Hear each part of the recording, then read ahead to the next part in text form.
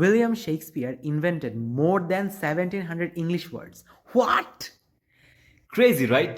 ওকে, Shakespeare তার জীবদ্দশায় English ল্যাঙ্গুয়েজে মোর দ্যান 1700 ওয়ার্ডস যুক্ত করেছিল। কেন? বিকজ লেট 1500 ইয়ার্সে তখন আমাদের ইংলিশ ল্যাঙ্গুয়েজ খুব বেশি ডেভেলপড ছিল না, অনেক শব্দ ছিল, অনেক শব্দ ছিল না। তো শেক্সপিয়ার তার লেখার ইম্প্রুভমেন্ট আনার জন্যে, অনেক কিছু প্রকাশ করার জন্যে নিজে থেকেই অনেক ইংলিশ শব্দ ব্যবহার করতো।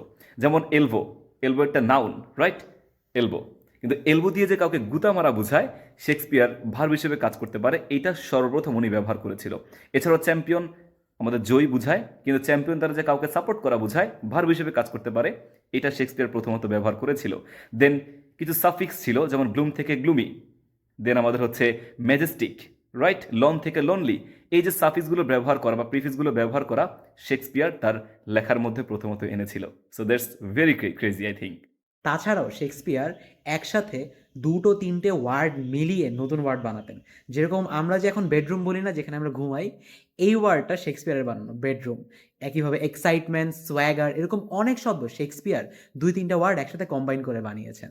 So Shakespeare can be said to be one of the makers of English language. And this is day 25 of Random Facts with Jarif. Follow me for more random facts like this.